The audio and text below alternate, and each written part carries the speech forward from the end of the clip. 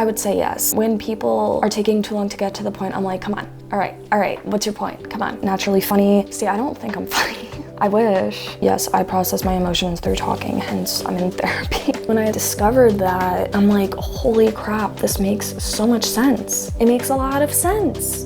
Hey guys, it's Becca, and I don't know what I'm doing in life, but today I am going to do a deep dive on my astrology signs. So on CoStar, this is my chart. I'm a Sagittarius Sun, Gemini Moon, and Virgo Rising. It tells you all about what each sign means in the house that it's in for you. I don't completely understand all of it, but I'm gonna go through that and then I will focus on my big three. The sun determines your ego, identity, and role in life. It's the core of who you are and is the sign you're most likely to already know. Your sun is in Sagittarius, meaning you are fundamentally curious, restless, and independent. You have strong thought through ideas, not necessarily, about meaning and what's right and wrong. Oh, yeah, okay. It's in your third house, meaning you feel the need to distinguish yourself from others through the things you know and are familiar with. The moon rules your emotions, moods, and feelings. It reflects your personality when you're alone or deeply comfortable. Your moon is in Gemini, meaning your emotional self is often restless and unsettled. Yeah, I would say that, yes. You're extremely adaptable, which sometimes makes you feel pulled in too many directions. You are easily bored and need to feel like you are free to be creative and create meaning, which can make you feel like you're in a constant identity crisis. Yes, it's in your 10th house, meaning you find security and safety through success and responsibility. Your ascendant is the mask you present to people. It can be seen in your personal style and how you come off to people when you first meet. Your ascendant is in Virgo, meaning you come across as precise, diligent, peace-seeking, and organized. Yes, you may seem a bit too attached to work, details, and the pursuit of perfection, which sometimes makes you seem a bit boring. Wow, thanks.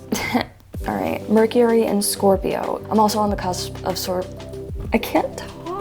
I'm also on the cusp of Scorpio and Sagittarius, but I fall under Sagittarius. Anyway, okay. Mercury determines how you communicate, talk, think, and process information. It is the mind's planet. Your Mercury is in Scorpio, meaning your intellect is intense, serious, and obsessive. You don't take things lightly and like to get straight to the point, which can come off as harsh, suspicious, or intrusive. I would say yes. Like when people are taking too long to get to the point, I'm like, come on. All right, what's your point? Come on. I get, impatient that way. It's in your third house, meaning you are curious about and inclined to analyze how you communicate. Venus determines how and what you love. It indicates how you express affection and the qualities you're attracted to. Your Venus is in Libra, meaning your romantic side is idealistic and eager to please. It's in your second house, meaning that for you, love is often expressed in money and material possessions. I don't know how true that part is. Like, yeah, everyone likes getting, well, I mean, not everyone likes getting gifts, but most people like getting gifts. But I also like giving gifts. But I also like quality time. I don't know. Mars is the planet of aggression. It determines how you assert yourself, take action, and the energy that surrounds you, particularly in your life, your ambitiousness, and when you're angry. Your Mars is in Capricorn, meaning you assert yourself in a way that is responsible and efficient. You think things through very intentionally, oftentimes to a fault. Like I have analysis paralysis, it's very annoying. Highly motivated by ambition, your rationality sometimes seems soulless.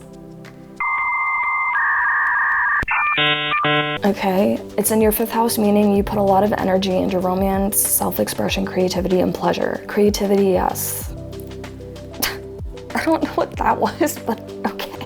One of the two social planets, Jupiter, rules idealism, optimism, and expansion. It's also very philosophical. Your Jupiter is in Aries, meaning you grow and find understanding through action, philosophy, forthrightness, and independence. It is in your 8th house, meaning you find success through spirituality and transformation.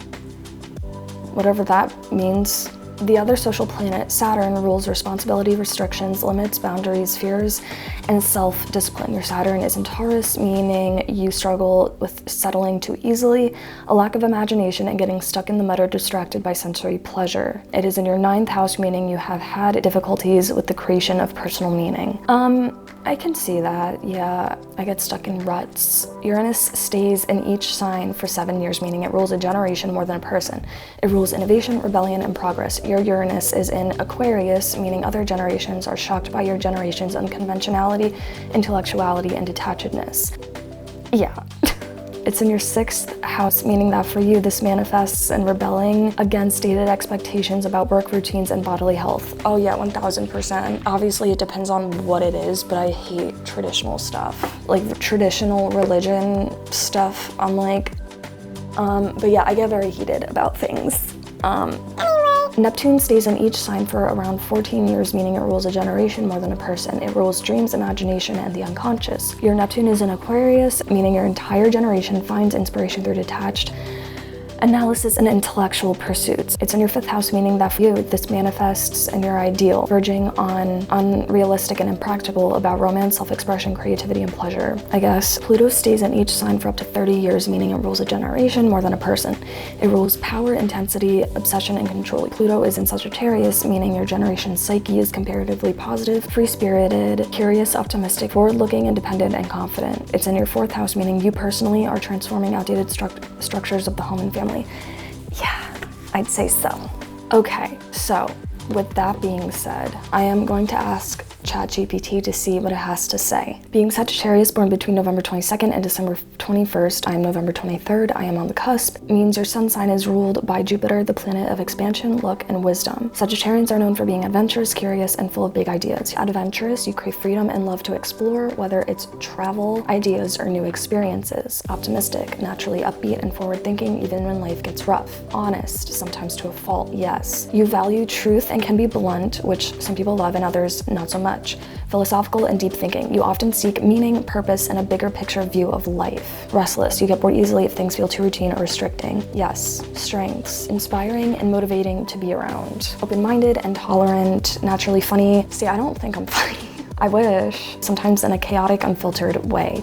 So yeah, I guess. Big dreamer with big plans, yes. Challenges, can commit to too many things and follow through on too few, may unintentionally hurt feelings. With blunt honesty, can avoid responsibilities in favor of fun or freedom. Struggles with staying grounded or consistent, yes. Aesthetic vibe. Oh, no, that's cringe. I hate when ChatGPT does that stuff. Having a Gemini moon means your emotional world, instincts, and inner self are shaped by the energy of Gemini, a curious, witty, fast-thinking air sign ruled by Mercury, planet of communication. So while your Sagittarius sun is all about big picture adventuring and freedom, your Gemini moon adds a more restless, clever, and emotionally curious vibe underneath the surface. Emotionally intellectual, processing emotions through talking, journaling, or even joking is your go-to. Yes, I process my emotions through talking, hence I'm in therapy. Communicative. You need to talk things out to understand how you feel. Yes, again, it's what I just said. Emotionally adaptable, but not always stable. Sometimes it feels like your feelings are moving too fast to pin down. Playful and curious inner world. Your emotional reactions often come with a dose of curiosity and wit. You tend to joke through discomfort or flip the script before others even realize something's up.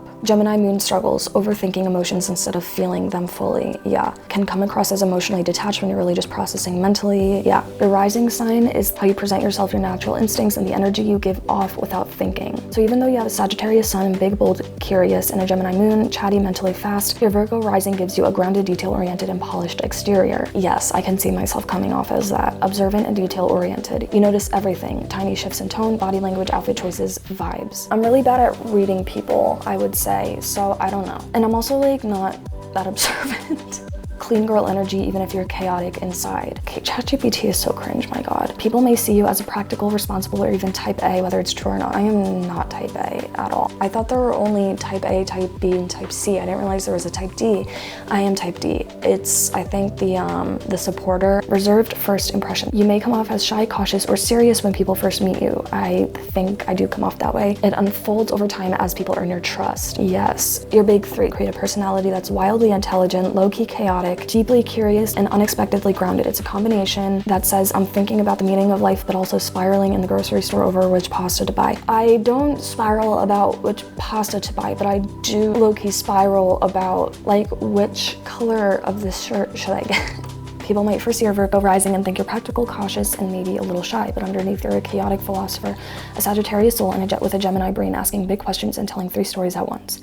You're the type who seems responsible, but will impulsively book a solo trip just because you feel existential. Mental overload potential. Virgo and Gemini are both ruled by Mercury, so your inner world is extremely mentally active, yes. You might be constantly thinking, analyzing, questioning, or planning, sometimes to the point of overthinking or anxiety, yes. freedom versus control. Sagittarius and Gemini want freedom and spontaneity. Virgo Rising wants control, routines, and safety. You might feel internally tugged between just go for it and wait, make a checklist first. Yes, I'm like always at a tug of war in my brain of I really want to travel and do things, but then my Virgo side is like, you need a job to do that. You need to be prepared. You need to plan. You need to know where you're going. You need to know where everything is when you get there. It's very frustrating. I wish I could just like not care so much. Anyway, so your Sagittarius Sun, Gemini Moon, Virgo Rising combo makes you have the ability to see big picture ideas, emotionally connect through words, and actually follow through. That means you're suited for careers that blend creativity, freedom, intellect, and structure. Here's a breakdown of what you thrive in. Content creator. That's what I'm trying to do. So please like and subscribe. Writer or copywriter, I would enjoy doing that. Jobs with freedom and meaning. Freelancer and remote creative work, like writing, video editing, brand consulting. The thing is, I have a hard time finding jobs in video editing. Fiverr and Upwork are impossible. I feel like you need to like already be established on there to get work.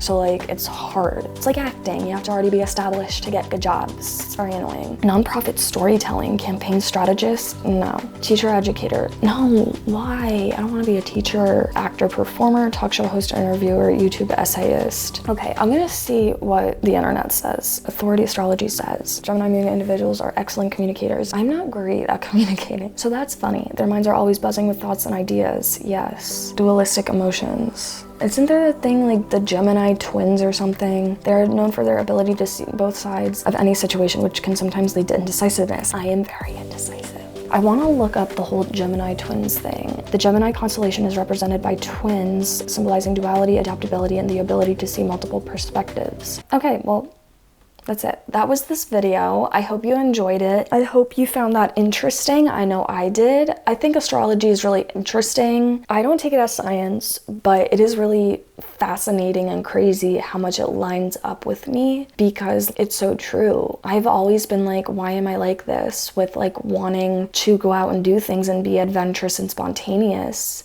and go on trips, but then why the hell am I also like scared to do that? Like I drive myself crazy. And then when I like discovered that, I'm like, holy crap, this makes so much sense. It makes a lot of sense. And if you're a skeptic or don't believe in astrology, like whatever, but like it's weird how certain things really line up with your personality. It's crazy. But again, some things don't, like the quick thinking of Gemini. I don't really think of myself as a quick thinker. And like Sagittarians are apparently funny. I really don't think I'm that funny. Like I wish I was, but I mean, maybe I am. Like I have funny one-liners or something. I don't know. But anyway, I hope you enjoyed this video. Please like and subscribe and comment down below what your big three are. And I love you. Enjoy your weekend and I will see you next week. Bye.